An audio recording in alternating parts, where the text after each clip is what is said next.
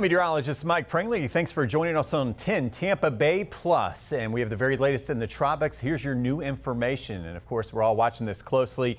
I think we can catch our breath. We can breathe a little sigh of relief, even though we are talking about yet another tropical storm moving into the Gulf of Mexico. We are not looking for a repeat of Helene or Milton. Okay, that's the first things first. But we will have some local impacts by the middle of the week. Let's take a look at what we have here. Tropical Depression 18. Officially a tropical depression as of 10 a.m. and that advisory from the National Hurricane Center. And what we talked about this morning was a center of circulation that wasn't well defined. But if you look at the very latest here, the last couple of hours, we're starting to see the thunderstorms wrap around a more distinct area of circulation. And as a result of the better organization, we'll continue to watch this develop through the afternoon. So as a result, it's been upgraded to a tropical depression. Right now, it's about 150 miles to the south of the Cayman Islands, where there's a hurricane watch. And also for Cuba, we're watching Cuba. These are the two areas that could see hurricane conditions as we head into Tuesday and the first part of Wednesday. And for here at home, we're watching the system develop very rapidly. In fact, we've got a window of about 24 to 48 hours where it could actually become a Category 1 hurricane. So notice what we're looking at, this deep oceanic heat content where you see the very warm colors, the reds and the oranges. And we got some water temperatures still there, pretty amazing. We still have water temperatures up close to 90 degrees. So this will have a lot of fuel to develop. And at the same time, the wind shear, you see this big window of opportunity is on the low side. All right, so really it's going to peak, it looks like, over the next 24 to 48 hours, intensify.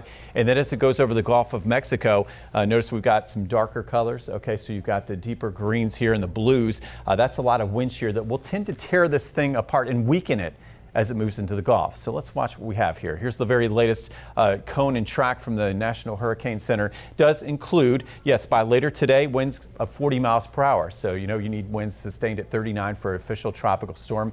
I think we see that as we head into later today. And then as we head through the night and into Tuesday, we're going to be watching the Cayman Islands, okay? So where there's hurricane warnings now issued in that area, where we can see winds close to 80 miles per hour as we go into late Tuesday, early Wednesday. Notice it reaches the tip of Cuba by Wednesday evening with winds close to 80 miles per hour as a Category 1. And then it emerges in the Gulf of Mexico, and that's where the National Hurricane Center has a lower confidence on the track based on what's going to happen, because it's going to go into a more hostile environment, and we're going to see how quickly or rapidly this thing actually holds together or actually tears apart. Okay, so that can have a big bearing on the track. But as we look at this cone, it's still in our favor. It's still expected to stay west of Florida, and it's still expected to move away here from home. So notice peaking out on Thursday morning, and then we will see a weakening trend as it kind of meanders in the north central Gulf by the time we wake up on Saturday morning. And by then, it looks like it'll be a system where we're not talking about a Category 1 anymore, but more like a tropical storm. So that's what we're watching right now.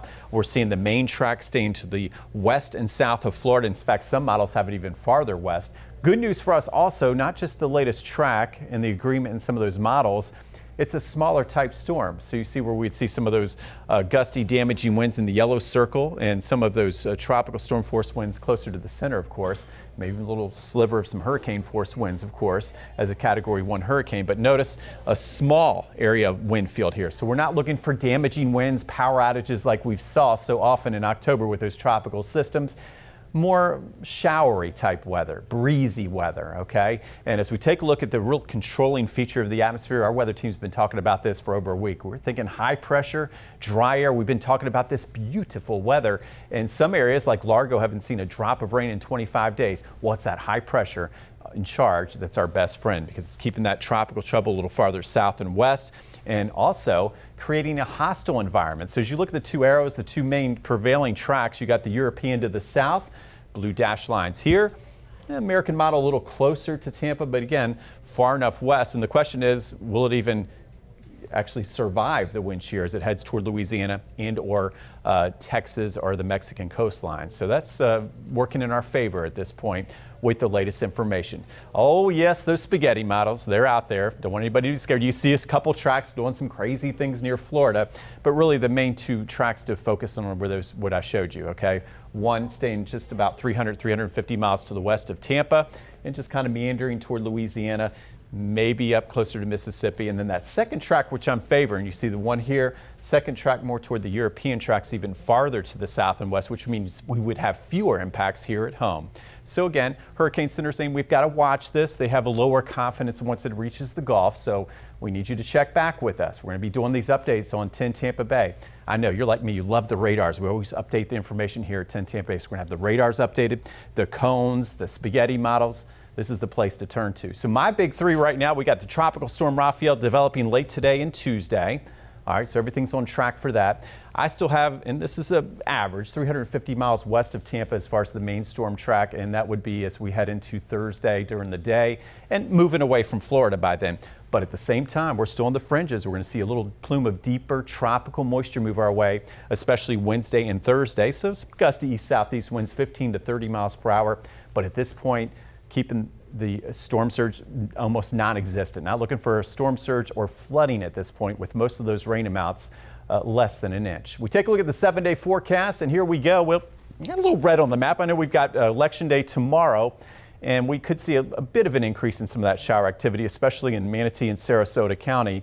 But overall, nothing to slow down the vote. And then late Tuesday night into Wednesday, Thursday, I wanted to show you this. Notice we got red. We got a weather impact alert because there will be some increasing those winds and those showers around, especially as we head through Wednesday afternoon into Thursday. But the good news is, again, as it's moving away from home sweet home, we're going to move in with some sunshine and drier weather by Friday into the weekend. So we'll continue to keep you updated here on 10 Tampa Bay Plus. And we love you having you here, and we'll keep you updated again hour by hour as we continue to track the tropics.